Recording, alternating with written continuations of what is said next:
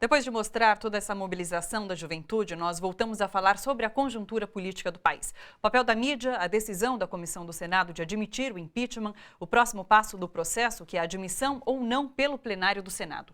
Tudo isso é tema para a conversa que a gente vai ter agora aqui no estúdio com o cientista político Paulo Nicole Ramires, que é professor da Fundação Escola de Sociologia e Política de São Paulo. Boa noite, professor. Boa noite, obrigado pelo convite. Obrigada a você por ter vindo.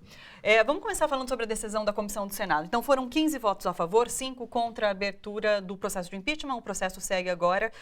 A impressão que a gente tem, assistindo essas sessões de defesa e acusação, que é um diálogo entre surdos. É essa a impressão que você tem claro, também? A decisão já havia sido tomada há muito tempo, né? Sim. O próprio Anastasia também não é a melhor pessoa para realizar esse processo como relator, uma vez que ele mesmo, enquanto governador de Minas, realizou também pedaladas.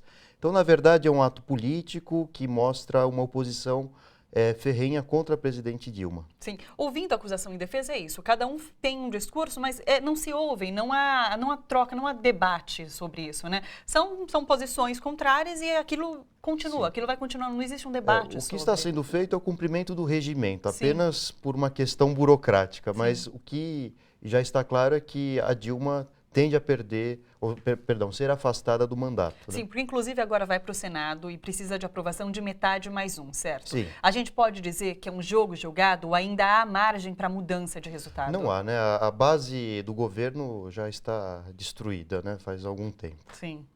Na sua opinião, isso se configura num golpe? Esse processo de impeachment é um golpe? A gente tem escutado muito sobre isso? Trata-se de um golpe institucional, uma Sim. vez que, a partir das regras do regimento, se estabeleceu a necessidade de afastar a Dilma por uma questão de pedaladas fiscais, sendo que outros presidentes já fizeram, outros governadores também já o fizeram.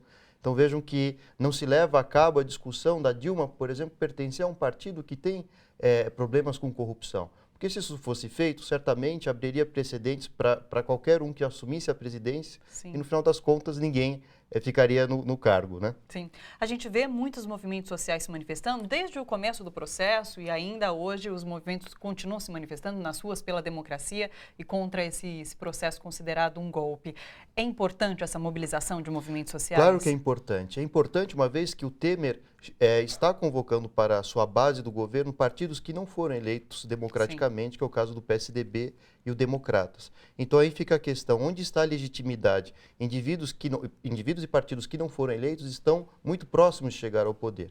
Esse governo Temer tem se falado muito sobre possíveis retrocessos. O plano que ele apresentou, a Ponte para o Futuro, já mostra que esses retrocessos são possíveis, são palpáveis, porque já estão ali. É isso mesmo? A gente corre um risco em relação a direitos trabalhistas, a programas sociais? Claro, o governo Temer está voltado aos interesses das oligarquias e das classes industriais brasileiras, e é evidentemente que todas as conquistas sociais são postas em riscos agora, né? Sim.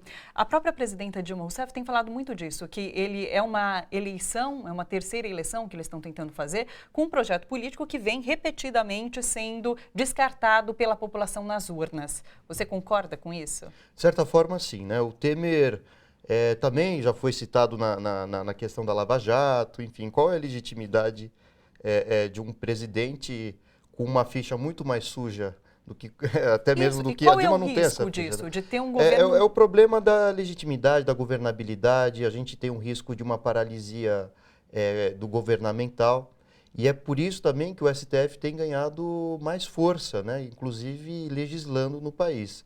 Então, é uma situação arriscada, uma vez que, quando há essa paralisia decisória, há riscos de rupturas radicais com os regimes vigentes. Né? Sim. Você acredita que essa decisão de ontem em relação ao presidente da Câmara, o ex-presidente da Câmara, Eduardo Cunha, pode repercutir no processo de impeachment?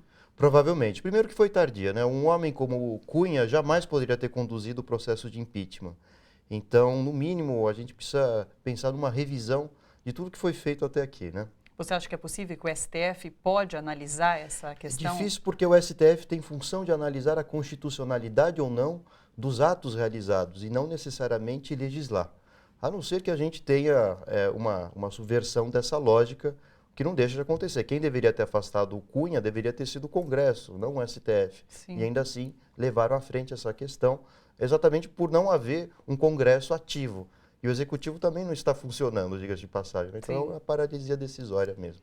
Esse próximo passo agora, o processo de impeachment vai para o Senado. O que a gente pode esperar?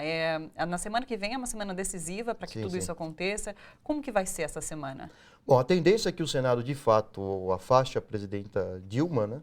E a Dilma, na última semana, praticamente, metaforicamente falando, né, realizou dos 2 anos e meio que faltavam em uma semana, né? Enfim, despachando questão de hectares indígenas, aumento do Bolsa Família, uma quantidade exorbitante de recursos para a economia, para a agricultura familiar. Sim. Enfim, então a tendência é que a Dilma deixe um problema econômico ainda maior para o Temer. E quem sabe ele também faça pedaladas fiscais, né? Como vai ser essa convivência entre uma presidenta afastada e um vice que se torna presidente? Pois é, um problema grave, porque constitucionalmente os ministérios permanecem os mesmos, até que de fato a Dilma seja destituída. Então vejam que é uma situação contraditória. Um presidente do PMDB com aliados da presidenta nos ministérios. O Temer não poderia nomear novos ministros? A não ser que eles peçam demissão, até que a Dilma não seja destituída. Mas isso não aconteceu e ele já está, de certa forma, anunciando ministérios. Depois que a Dilma, de fato, for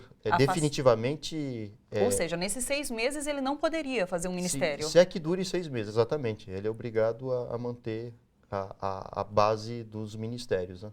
É curioso, porque ele vem anunciando realmente como se fosse na semana que vem ela é afastada e ele já... Porque há uma tendência do Senado e o Congresso acelerarem o processo definitivo da destituição da Dilma, né?